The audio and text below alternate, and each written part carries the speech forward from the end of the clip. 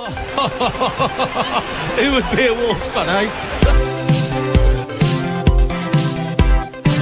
On goes Bull. People might yet win it here for Wolves. Flash in the shot. What a goal!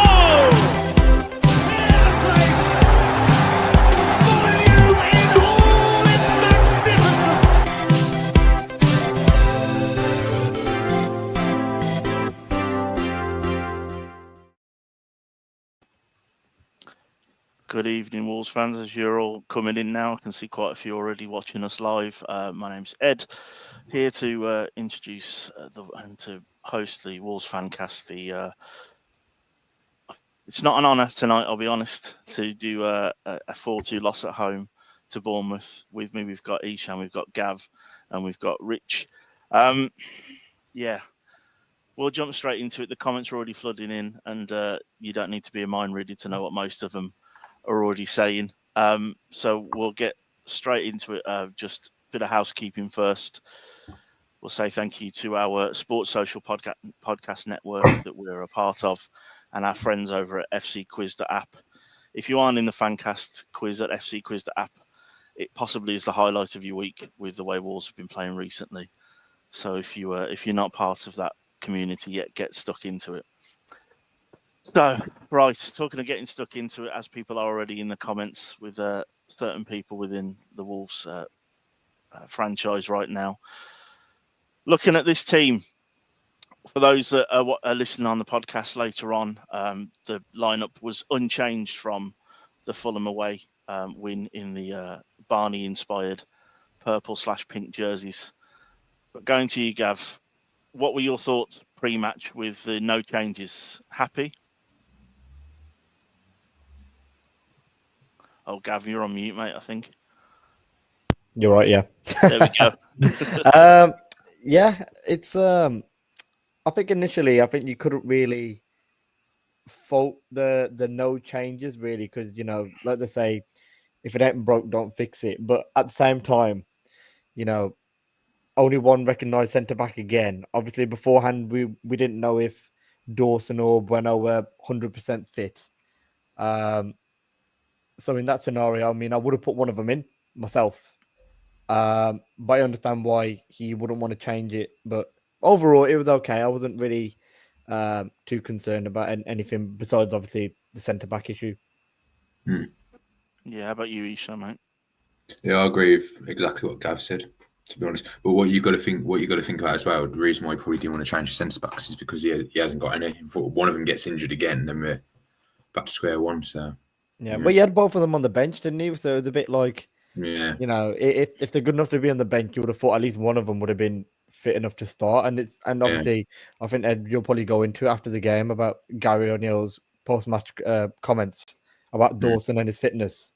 So this makes you question everything a little bit more, I guess. Yeah, definitely. Yeah, and talking of those centre backs. In his press conference on Friday, Gary O'Neill talked about our erstwhile Totti Gomez, saying it'll be a big test for him tomorrow because Bournemouth will be direct and will need to defend that direct play. He's really pleased with the progression he's made, but not satisfied. Rich, we're less than a minute in, and Totti flies in on the Brazilian striker Evan Nilsson. Thoughts at that point? Frustration, because I'd actually praised him on a pod last week, saying how well he played against Raul and how good he looked. And I've got to be honest, I'm not the biggest fan of Totti. I think he loses his way around the football pitch quite often and switches off. But 1 minute in, that's again, you just don't understand it. You don't even do that in a Sunday league, do you? So for him to do that in a Prem, 1 minute in, the guy's quick. Don't get me wrong. And obviously, Totti's very quick. His recovery runs are normally very, very good. But to allow that to happen and dive in for needless diving as well, I didn't need to do it. But it's just you just give your head a wobble as usual. And think, oh, here we go. It's going to be another long afternoon on a Saturday. Yeah, Gav, we know that Totti's he's known to be hyper aggressive in terms of centre back play. But was there any need for that? At that point, do you think, with the position on the pitch?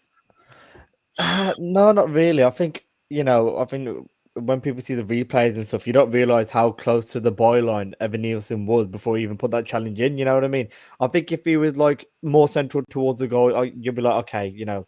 But even then, it's not worth.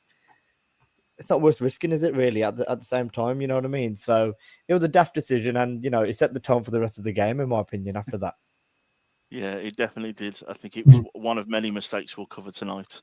yeah. But obviously, Evan Nielsen slots the penalty. Not Patrick Clover. That's his dad. Justin Clover slots the ball away, makes it 1-0. 3 minutes in.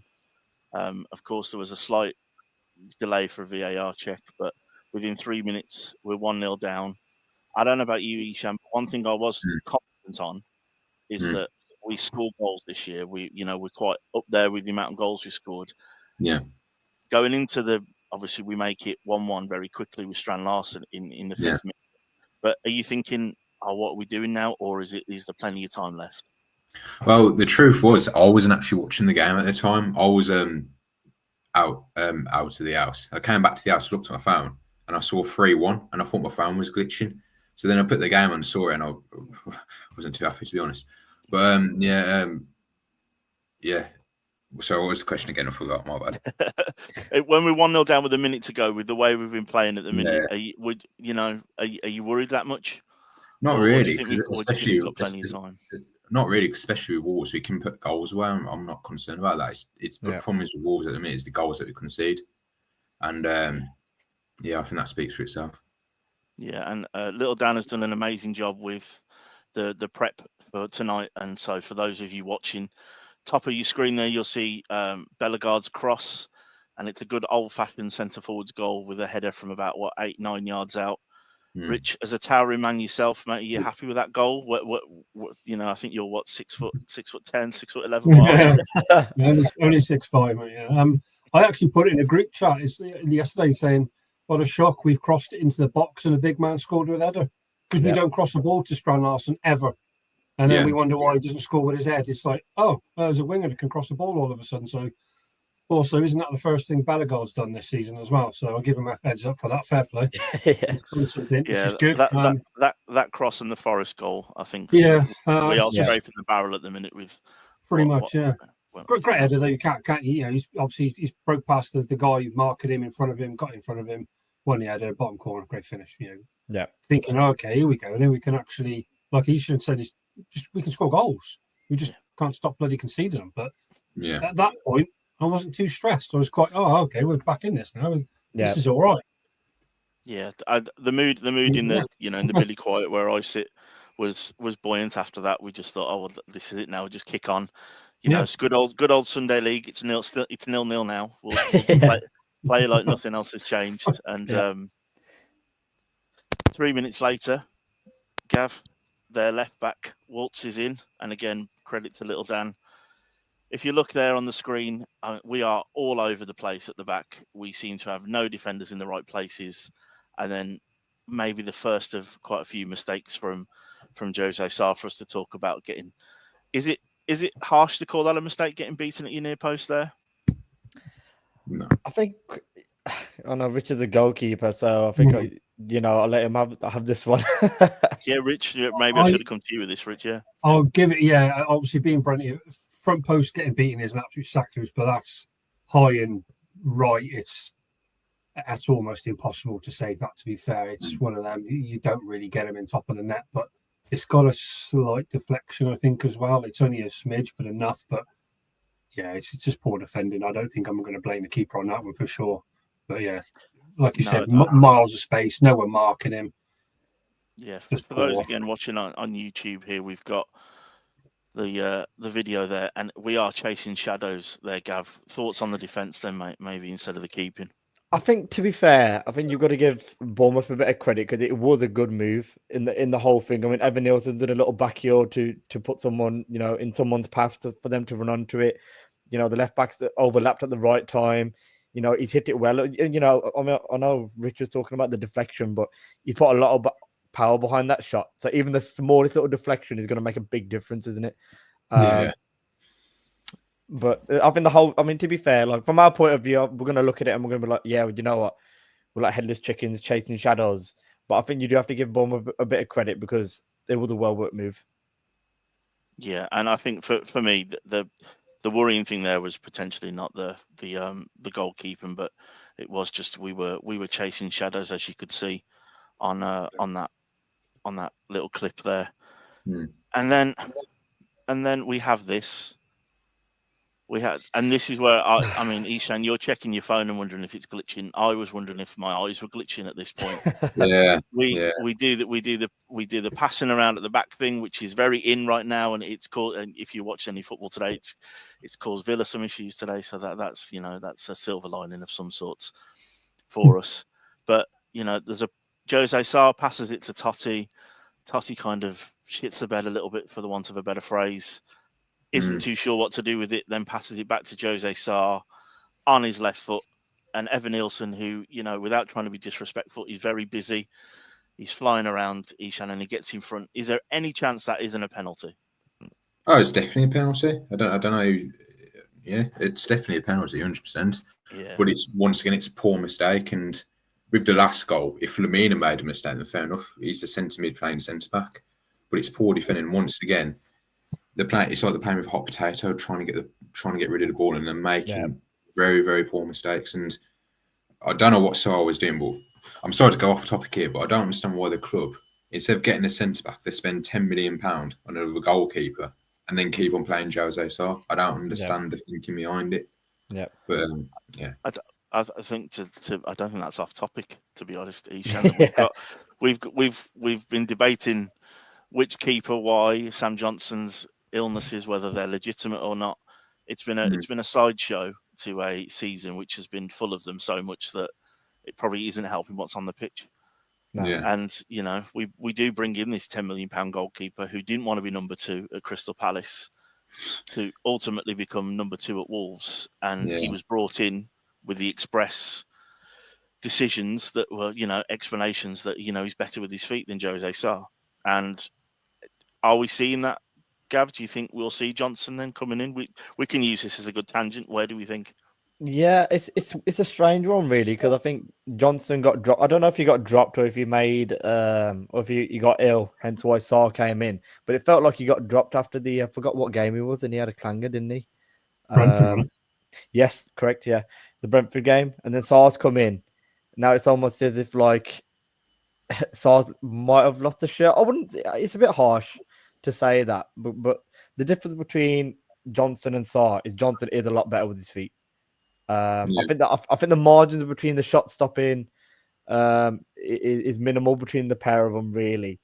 But I think the biggest difference is obviously playing out from the back. Johnson's probably more comfortable, and obviously with this goal, that all came about from playing out the back, wouldn't it? So it's one of those questions. If Johnson came in, would that penalty have been conceded? Possibly not. But at the minute, it just feels like, as soon as the keeper makes a mistake, it's like, okay, Johnson, you're back in. As soon as Sarr makes a mistake, Sarr's back. You know what I mean? It's like they're going to keep swapping between the two. And, Dan Bentley's sitting on the bench thinking, when am I going to get a chance? He's just going to get overlooked every time, isn't he? Yeah. Arsenal wanted me, apparently, and I'm still stuck here. Sometimes on the bench, sometimes not.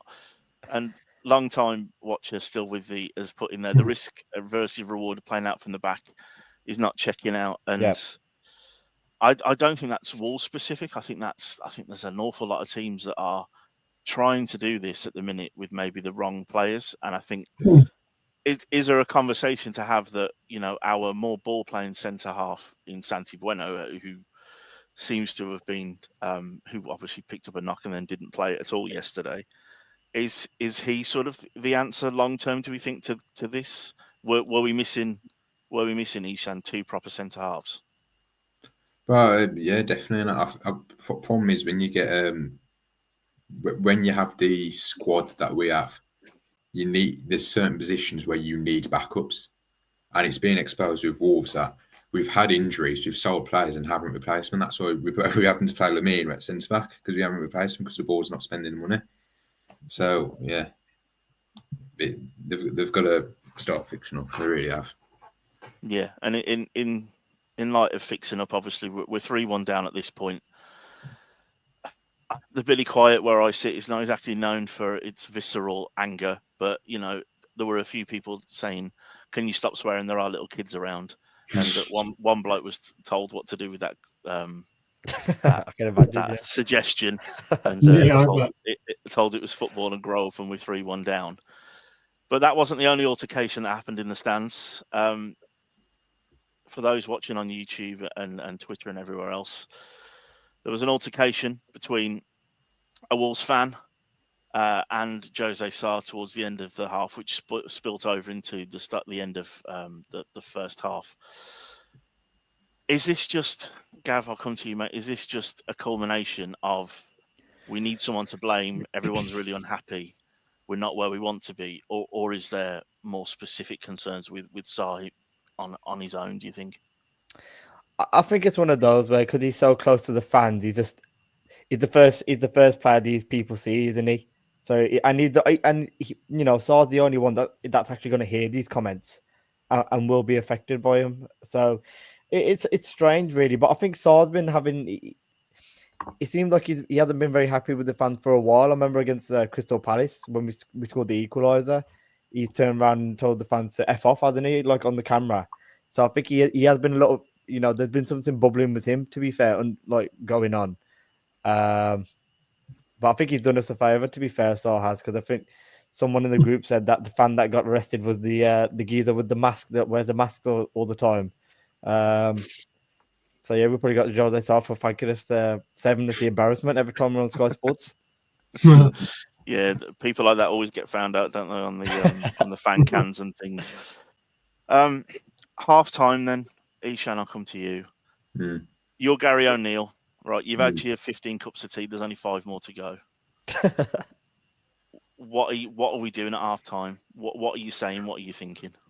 To be honest, I don't think I can say what I would be saying to the lads on here, but I would be giving them a right telling off, to be honest. And I'll just say to them, just go back to the basics. The professional footballers are getting paid a lot of money. Just go back to the basics. Just be calm on the ball. And second half, not too long after the second half, we scored a goal. But then obviously after that, he just completely derailed and we made mistakes again. But regarding Sarr and the incident with the fan, I don't know what the fan said.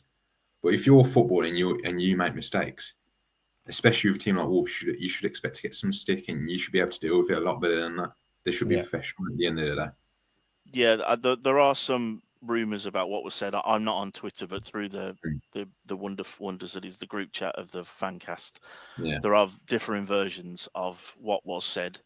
Yeah. Potentially some people calling him, this and that, maybe attacking his nationality or those types of things, which maybe is a bit harder to swallow. And of course, we all think we're frustrated. I'd assume, Rich, the players are just as frustrated, don't you think? Yeah. Wow, yeah. Imagine playing for O'Neill. Christ. He's freaking clueless, isn't he?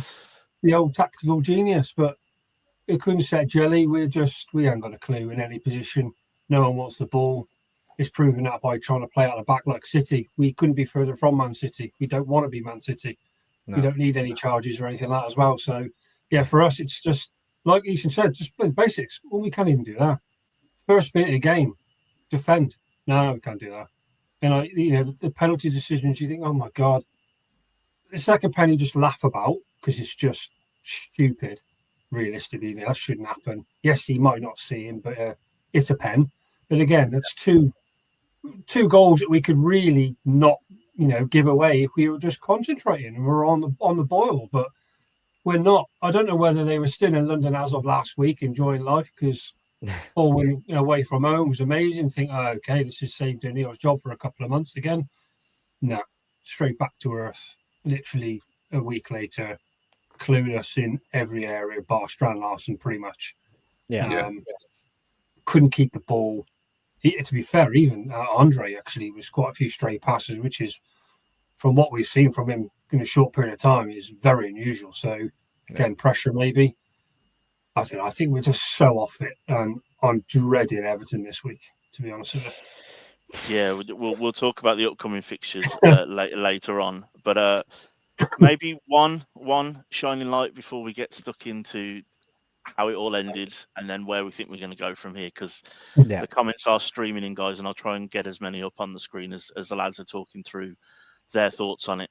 But maybe, and going back to our big Norwegian, sometimes and I don't blame him for this. He does put the Strand in Stranded because he seems to be a lot on his own, an awful lot. Yeah. And I thought about that on the car journey home, where me and my 9-year-old were silent the whole of the way back, thinking of how the hell am I going to talk about this game tomorrow and make it vaguely interesting. But he has been, Ishan, he's been a shining light for us this year. 8 goal involvements in 13 Premier League appearances in his first time playing at this level. Your thoughts on the centre forward? I think he's doing very well at it, and he's a young lad, and even very, very good players come from abroad and are struggling in the Premier League. You know, there's been tons of players, but he's come to the Premier League, come to us, and you know, we're not doing the best in a minute. He's doing a good job. I think he's one of the things that I'm pretty happy about, and especially with attack, I'm happy about that. But he really is defence where we need to fix up on. Yeah, Gav, what do you think of our new number 9? I think he's great. I think he's exactly what we were missing last year, wasn't he? I mean, he holds up everything, doesn't he? He literally, like, he can hold the ball up so well. And, you know, last year we didn't really have a target man. We were kicking the ball up and nothing was sticking. Now we've got someone that the ball will stick to, and we can play off that, and we have done so far this season. But I think going back to what Rich was saying earlier, we're still not playing to his strengths. The crosses, you know, it's no shock that we've put one decent ball into the box and he scored straight away. I think the other one was Brentford when he's got in front of his man, toe poked it home. He lives off them. I mean, I always judge strikers off how many sitters they miss, and he hasn't missed one. He hasn't been in a chance, in a position where you could say, you know what, he's missed 2 or 3 today. Every good chance he gets, he's putting them away, isn't he? And you can't do no more than that, really. I mean, we're a team that was bottom of the league, and yet Cunha's got seven goals. He's got like 6 goals. So going forward, that ain't the problems, and he's doing well. He's doing very well. Yeah, definitely. Ishan, do you have something? Well, yeah, against Arsenal as well. He nearly scored that header as well. He's doing very good. He's doing very good. I don't think we've had any issues with him at all. You know, I think sometimes what doesn't do it justice when I've seen games on TV and not live is you don't see the work rate he does off the ball. Yeah. So much running, so much chasing down. And I think it was only Fulham last week was the first game he actually did 90 minutes, full 90 minutes, because he always gets taken off. But it's just work rate. You know, you don't see it, you know. Yes, you see a bit of work rate sometimes by the front 3 with frustration when they're chasing endlessly for nothing because they want to look like they're busy, a bit like yesterday in some areas. Because Cunha has that head when he's frustrated, he'll run around like a lost chicken for no reason, and all of a sudden he'll get the ball out of the blue. Great, but like we just need to be a bit more sensible in some of the areas. Just but I don't think we can argue with anything Strand Larsen's done this year. I don't think we wanted him to be the 10-15 goal season striker for sure, but we didn't know he's an unknown resource, isn't he, for us in the Premier League? It's such a tough league, so yeah, I'm definitely happy with what he's done so far. So we get to 3-2, and probably most of us would think that the one person that we don't think is going to make a silly mistake is our most experienced player. He's been brought on. I think both Gav and Ishan have talked about whether or not he was actually fit. For those watching on YouTube, the clip is there of Dawson. He doesn't look before he passes it back, and that is directly in line with where I sit. I had enough time to shout, "No, don't pass it," before he passed it because he laboured on it that long.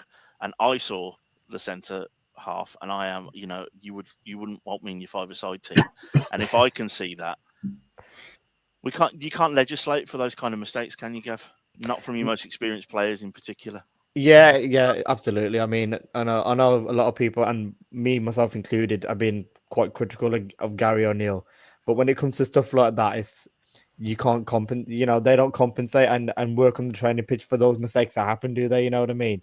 So it's and like you said, it's the most experienced man in the whole team. Mr. Rollo, he hasn't had a bad game. I don't think Dawson has since he's joined, really. But I think I remember he made a similar mistake against Brentford. I don't know if it was last year or the year before. Exactly the same. We were 1-0 down. And he's passed it back to Tony. He's lost the ball, and Tony's ended up scoring again. So he is prone to an error here and there. But like you said, he hasn't looked, has he? And he's took it for granted that Saul was going to get there. And you can't. That's another one. Sorry. you can't really blame yourself for that one either, can you? It was a suicide pass, wasn't it? Really. But yeah, it's just unfortunate. It was unfortunate because we saw the momentum coming, didn't we? It was such a bad time to concede straight after we scored the 3-2. I think the Molyneux had woken up a little bit at that point as well. Momentum was building, and it completely killed the game. Yeah, it happened on the 74th minute, so just 5 minutes after we'd made it 3-2.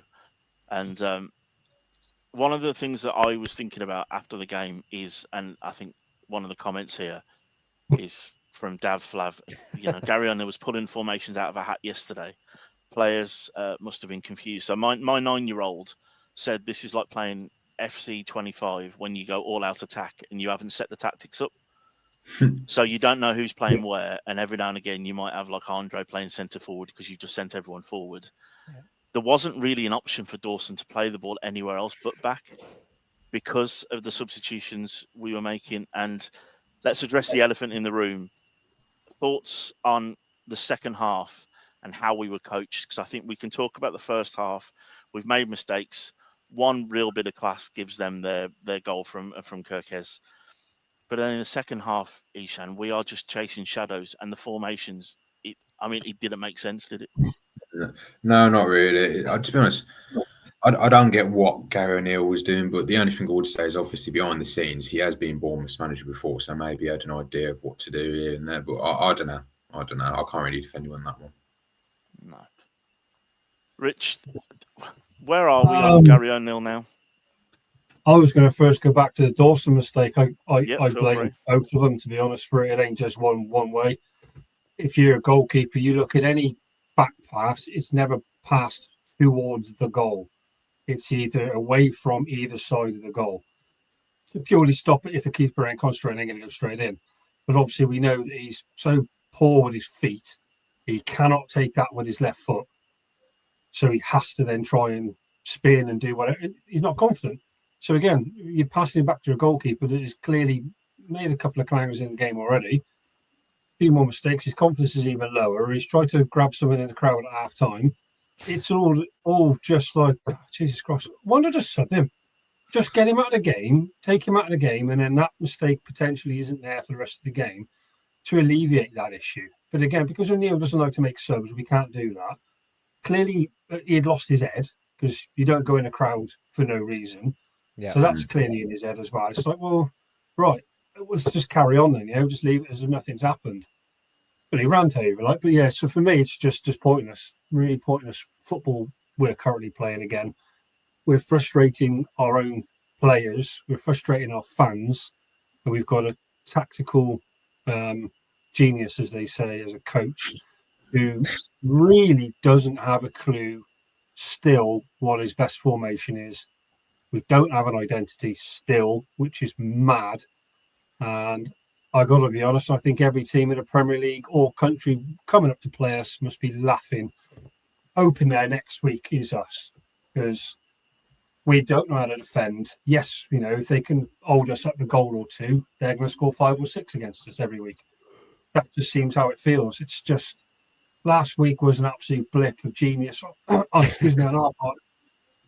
Because the last 25 games before that have been completely polar opposite. Yeah. So, was it luck last week, or were Fulham just poor? We start to think now maybe Fulham were very poor in the day. So yeah, it's so frustrating because I think all Wolves fans needed a bit of hope, and we had that hope. We turned the corner a little bit and thought, oh, okay, we could actually get going again here now. We played so well, confidence must be very high, and it's just kicked us all in the ass again, and we're all back down to ground level again and realise, oh, Jesus. Yeah, another long week. Yeah. I think just maybe on that is last week we saw one of the best performances in a Wolves shirt for an awful long time from Mateus Cunha, who yesterday played for me. Gav, I don't know if you thought this, but he played like he was trying to play up to that hype a little bit yesterday. Yeah, there was a 100%. Lot more running, not a lot passing, trying to do all kind of by himself a bit yesterday. Is that fair? Yeah, I agree, actually. And I did think this at the time, to be fair. I think there's now with him an expectation for him to make something happen all the time, every time, you know what I mean? So when he's getting the ball, I mean, you do need that that element of magic. You know what I mean? Going past 2 or 3 players, but you're not going to do that all the time. And he's missing. Yesterday, I think he was taking on too many players when he could have laid the ball off. And I think going back to what Rich said about O'Neill not frustrating the players, I'm pretty sure when the subs were made, I think Cunha was shaking his head when some of these subs were made. So even he was. I think it was when Hwang came on and Forbes came on, when they came on together. I'm pretty sure I did see him have a shake of the head. And I mean, you shouldn't really just, at the end of the day, you're a footballer. You just got to get on with what the manager wants to do. But even he's looking at this thinking, how's this going to work? You know what I mean? That's why he's shaking his head. If he felt like these subs, if Cunha felt these subs were going to make an impact, he would have, he wouldn't have had that reaction, essentially. So I think there's a bit of frustration coming up from him now. Yeah, and when your talisman is I saw a few of those looks, and there was a couple of like hands in the air from a few of the players, like, where am I supposed to be? Yeah. Forbes came on and then went on the right wing, and then O'Neill was flapping to get him over to the left wing. I don't think that, I know we were chasing the game, but the lack of shape was definitely there to see. Yeah. Are we? I don't want to make this a Gary O'Neill in or out kind of podcast, because that, I'm sure, will come one way or the other with probably the midweek game. But Isham, where are we now with Gary O'Neill? Where are you right now with him? The thing is, though, when you sack a manager, this is what you got to think. If you sack a manager, you've got to, number one, you've got to think, will you do better without him? That's the question. And the next question you've got to think is, who have you got to replace him? There's not many managers out there at the minute that can replace him. And who's going to come to Wolves and we're in the situation that we're in? Yeah. That's the issue you got. So for me, I would just keep him in. And what I would say about Gary O'Neill is a lot of people at the minute, obviously results aren't going right. So a lot of the Wolves fans are looking to put a bit of blame on him. And he didn't help himself yesterday. But he stopped us from getting relegated the season before. And look at the tools he's been given by the board. They haven't helped him at all. So you've got to think of that as well. So I would give him a chance. I would give him to at least end of January. And if results keep on going right, then he's going to have to go, because we'll be bottom of the league by then if he keeps on going like this. Yeah, Rich, I saw a raise of the eyebrow there, mate. What's your thoughts on Gas? He's too positive and optimistic. He should have gone. It's the youth, Rich. Yeah, it's just, I don't know. I don't think there's a manager in the entire world that's been playing or managing football that would have had that record that we've just had, last week, obviously, and not have been sacked. It's incredible. That run of fixtures. Yes, we play some great teams, but every team does. The wins and losses and points we get in is absolutely criminal. So for them to, it's obviously it's glossed over the cracks last week a little bit. If we lost last week, then we'd be more suicidal than we are now again. But we didn't. We won. It looked positive and all that. Again, like we said before. But I just don't see how he's even here now. We should have gone a month or so ago with the results. And yes, we then went to the 4 unbeaten games again, thinking, okay, maybe that's all right. We had a bit of luck here and there, which is what we needed. Is this game we've just had a blip where we've made 3 massive errors for, again, 3 pens? Is that just karma coming back to us? Who knows? I don't know. With O'Neill, it's the frustrating part about it is it's the tactic side of it. It just comes across like he has no idea what he's doing. And yes, he's a Premier League manager for us, but it still looks like he's freaking clueless to me. And I know, yes, I'm just a normal football fan, but we've all got our opinions on it. But I don't know. It's such a strange bloke. I want him to succeed. Really, honestly, that's the annoying part. I wanted him to succeed.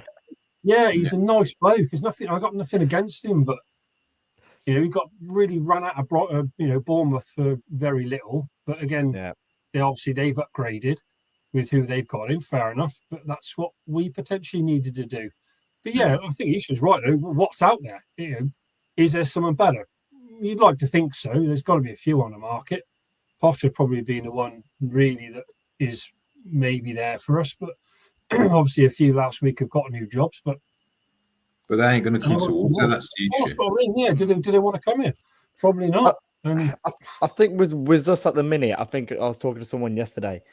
Out of the bottom 10 teams, we've got a very good squad on paper. I think if you take away the centre back situation, that is a team that someone can work with.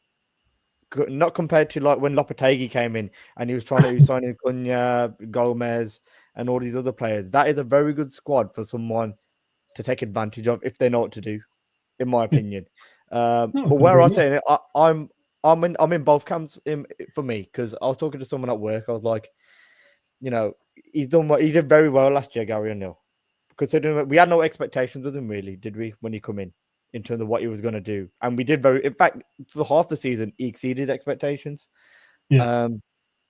But I said this to a lad at work. I said, 2 wins in 20. I said, if me or you were a manager for 20 games, I think we would win 2 by absolute fluke.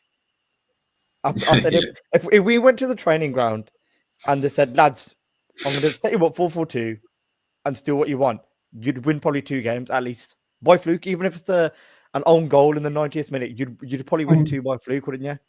So you know what I mean? So, and like, I can't really back Gary O'Neill on that side, but at the same time, it's like, he had a bad run of games at the start, and you let him off with that. But now it's come to a point where we need to see, like Rich said, style of play. What is it at the minute? You know what I mean? I mean, on the weekend, after we made the subs, I'm pretty sure we had Juan, Cunha, Guedes, Strand Larsen, Forbes, all on the pitch at one point.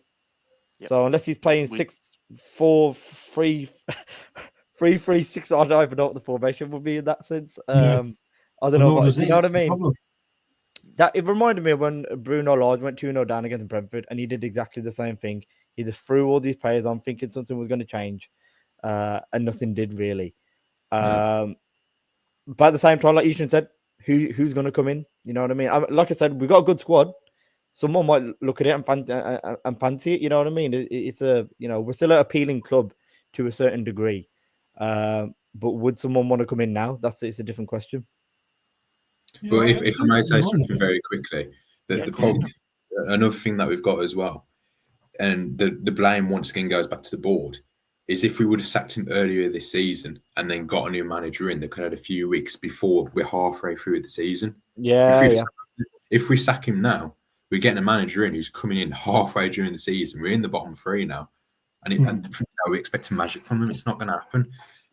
And I think my replacement for him would be Poss, because I did think he did a good job with Brighton and he could do a good job with Wolves. Yeah. But is he going to come when he looks at the state, when he meets the board and sees what they've done with Gary O'Neill, sees what they've done with other managers, with Nuno, it's the issue. He's still on that Chelsea money as well, isn't he? So he can, if he wants to wait for a job, he can wait for a job, can't he, at the minute? Yeah, I don't think he can turn down Wolves, to be honest with you. I really don't. I think there's an opposition, like Gav just said, he summed it up. We've got a great squad on paper.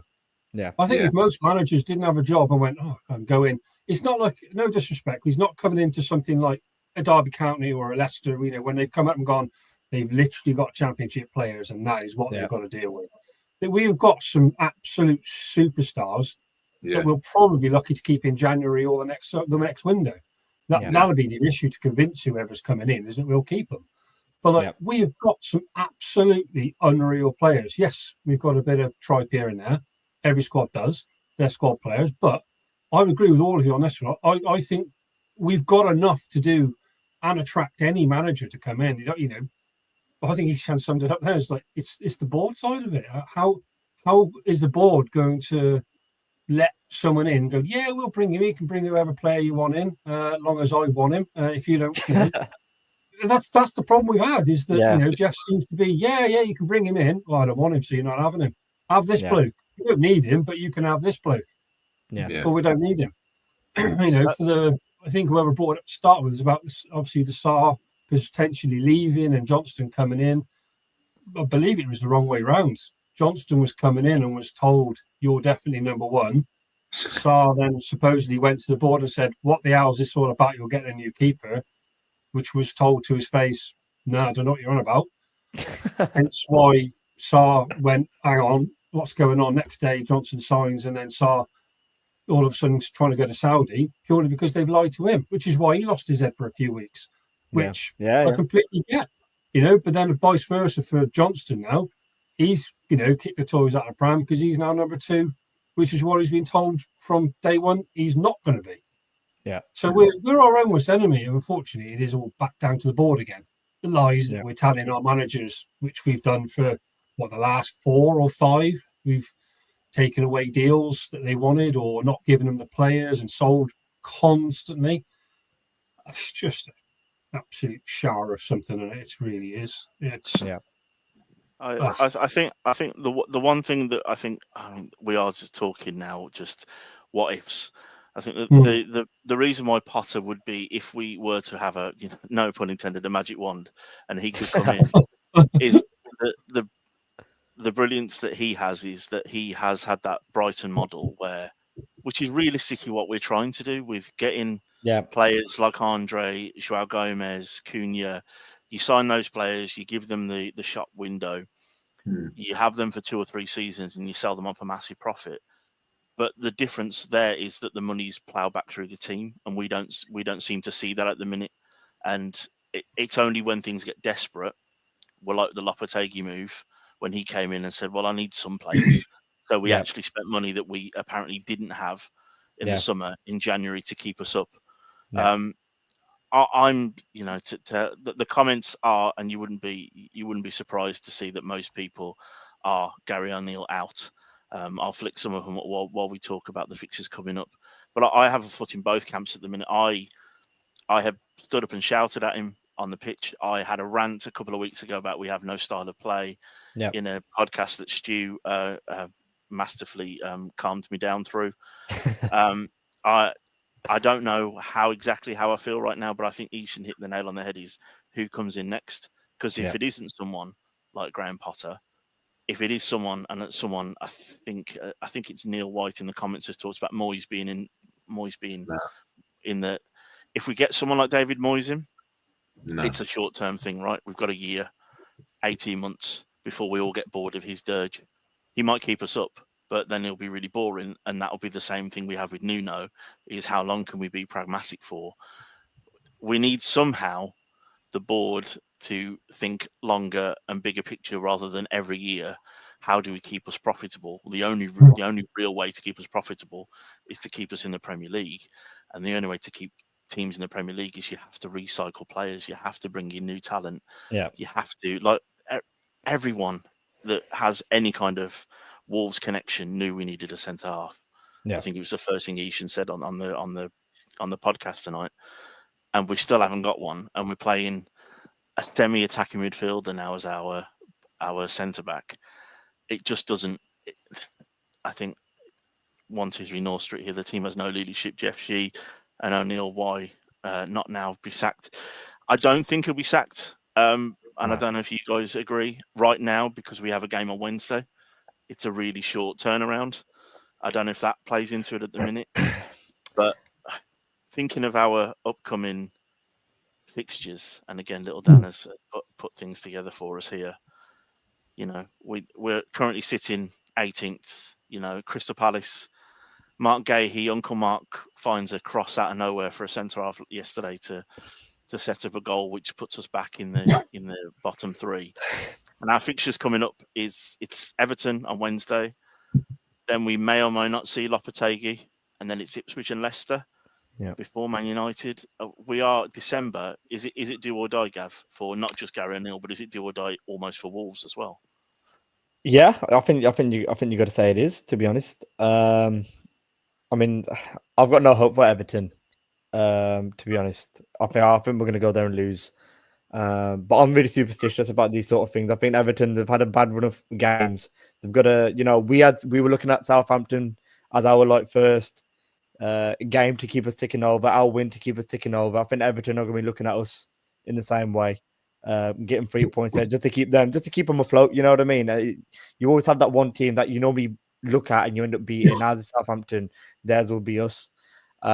West Ham away, we don't have a good record there generally over the past couple of years. Leicester away, same thing, don't have a good record there. Ipswich at home, you'd hope that you're going to beat them, but you never know. I think for me, we've got to. I mean, some of the comment there, we've got to win at minimum of next 3. I think that's unrealistic. I think if you can take 6 points out of the 4 games, then that's probably whereabouts I reckon will be. Yeah, Ishan, these games coming up now, we've got Everton and West Ham in like a 6-day turnaround. Yeah. And then it's Ipswich. For that, let's take those 3 games. What would you be happy with right now? I honestly think we've got to win them all.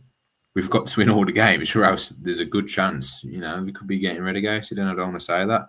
And I'm looking at the table now, and it is worrying because we're nearly halfway through the season, and we're 18th, and we haven't got any centre backs. We've got a manager who's playing some very strange tactics, and we've got a board who aren't backing the team financially.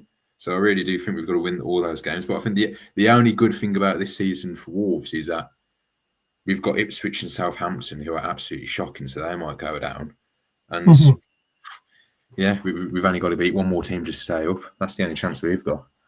Yeah, I think I agree. I think there is there's this feeling of we just need to be the 4th worst team this year. Yeah. And I think it's Everton and Crystal Palace are probably thinking the exact same thing, because I'd add Leicester to those 2 that you just mentioned, Ishan, as teams that realistically don't have much about them, and like Rich and all of you have said, we do have these players, these bits of X factor. There's some sparkle in some of these games. Like we saw from Cunha last week.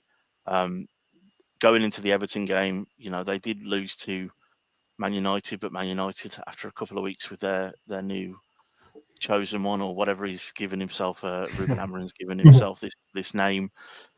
Rich, let's talk about those 3 games, because then that leads us nicely into the Christmas, fixtures. We've got Everton, West Ham, and Ipswich.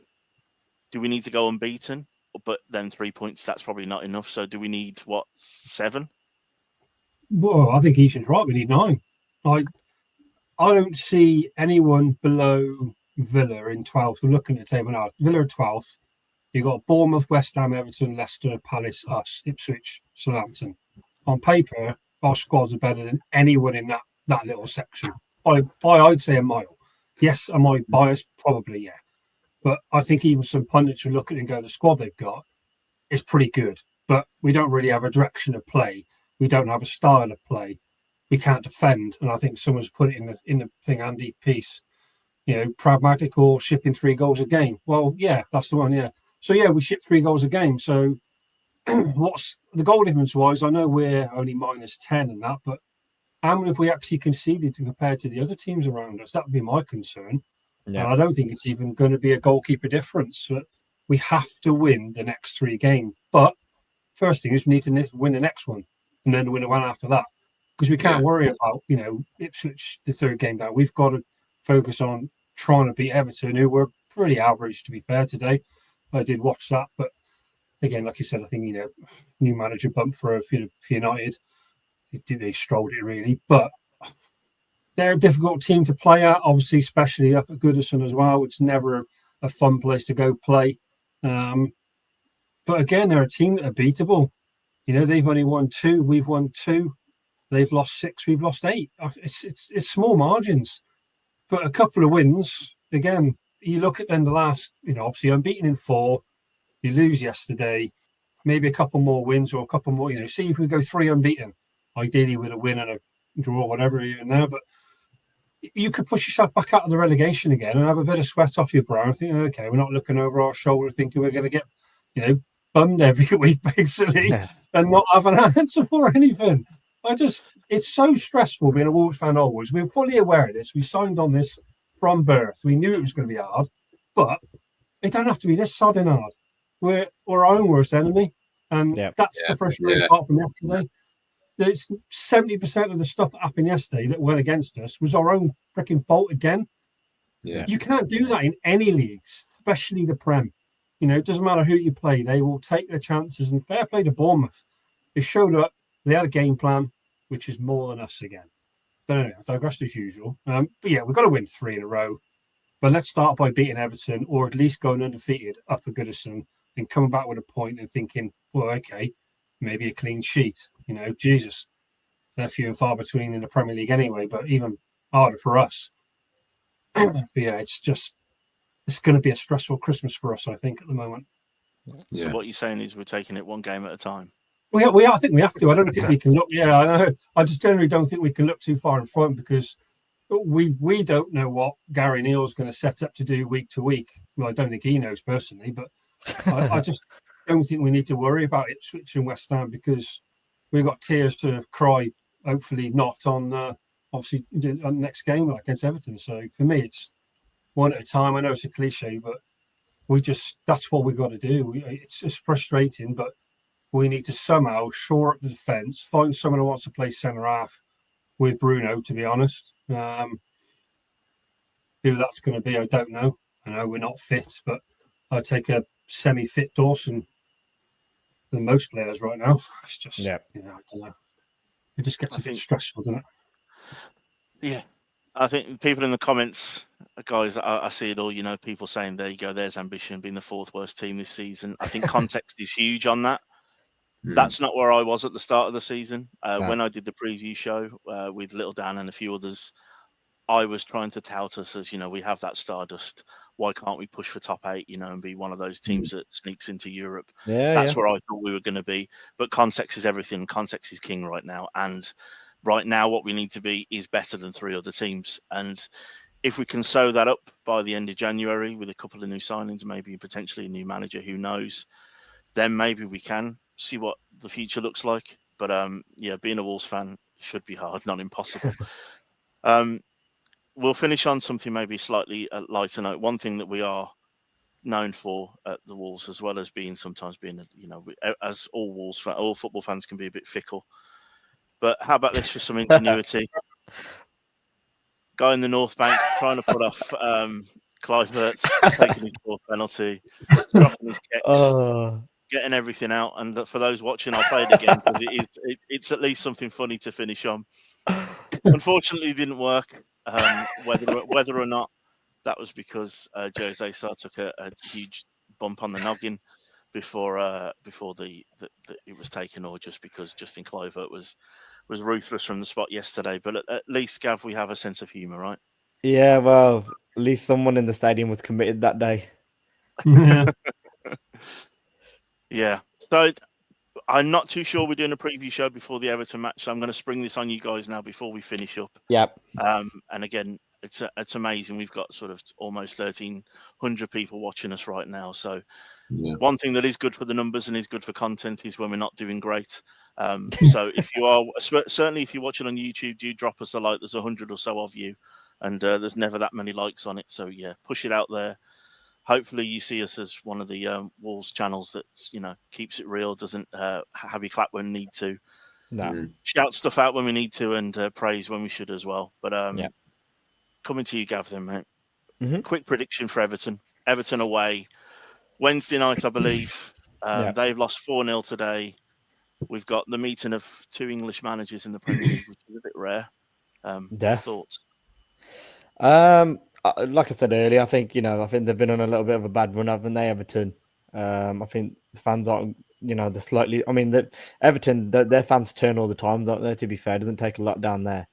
But I think pressure is building on them at the minute as well. And I think they are due a win. So I'd probably have to go 2-0 Everton, to be quite honest. As optimistic as that is. Ishan, where are we going? What are we saying for Wednesday? To be honest, I don't think I will make a prediction, but all I can say is Wolves have to win that game. There's no choice. We have to win that game. But I think even if we do lose, he's not going to get sacked. I think he's got 3 or 4 games. Yeah. I think he's going till the end of December, and if nothing happens, then I think the board will have to sack him. But if they did sack him, they should have done it a long time ago and got someone in and let them settle in. But they've left it late as usual, and now we're in the shit. We had the perfect time before the international break when everyone was up in arms, and we were angry, even angrier than we are right now after that performance. Rich, you don't have to give me a prediction, but you've already said we need to win. Do you think we have a chance at least? I think you've got a chance in football any day of the week. It doesn't matter what it is. It doesn't matter who you play against. Anyone can win a game, but it's anyone can lose a game is the issue. We're very good at losing games at the moment. We've got a very poor mentality. We don't really set up defensively to not concede. So you go away from home thinking, oh, back 4 or back 5, you might shore it up. We don't know, do we? We go there looking at we're very frail. We don't look like we want to win a game. Though some players turn up and generally want to play and win a game. Others don't look like they amble around a little bit here and there. But just looking at Everton's now, they lost to United, drew at Brentford, drew at West Ham, lost to Southampton, drew at Fulham, and then they beat Ipswich. So they're all over the place form-wise, but probably better form than us. Our form lately, has been better than theirs, but prior to that, they're very similar to us, aren't they? But it's just hard to go there anyway. It's just a really tricky ground to go to, but we have to win. Again, I'll be positive. Yes, we'll win. I'll take a horrible 1-0 own goal. I don't care who scores it. I just want to win. Plus, I can text me mate and then mug him off about going, oh, there's an Everton fan. He's trying to drag me up there to sit in the home end with him at the moment. And I'm like, I don't know if I can do this right now, mate. It's a long way to go to sit in a home end. Yeah, a win against Everton drags them right into it, and it takes us out of it. Technically, you'd say. It's a huge game when we play them. It's one of those dreaded 6-pointers, and maybe we shouldn't be saying that the first week in December. A few people in the comments are saying it's got a draw written all over it because the pressure's on both teams. But we'll see. Would anyone take a draw? Would anyone take a draw? It's points and the friends are to come by. So for me, I'm happy with a point. I just don't want to get spanked, to be honest. That's all I worry about. The goal difference is what's going to kill us. I think this year is the goal difference. Right now, a point's massive right now. We need to scrape whatever we can. All the cliches about December, in the Christmas period, is the games come thick and fast, and it can make or break a season, can't it, at both ends of the table? Yeah. So I'm not too sure if we're going to do a preview show. Little Dan will let people know on our social media. If you're not following us on any social media, we're at Wolves Fancast on all platforms. If you aren't in the FCQUIZ.APP, do get stuck in. Thank you for them and their support, as well as the Sports Social Network. I'm going to leave it with the one maybe good thing that came out of it. I'm going to play that video again of the fan trying to put off Clark, give us something to laugh about before we finish. But I want to say thank you to Rich, thank you to Ish, and thank you to Gav. Somehow we've made that an hour without me making me even angrier than when I left the ground yesterday. So I really appreciate you all coming on. Thank you for everyone in the comments. Do leave us a like, especially on YouTube. Thanks for watching. Get in the comments after. Tell us if we're wrong. Tell us if we're right. Yeah. And let us know. But thank you again for everyone watching. Thank you to you three lads for joining me tonight. Appreciate it. And we'll see you either before or after the Everton game. See you guys. Bye-bye. Have a good one.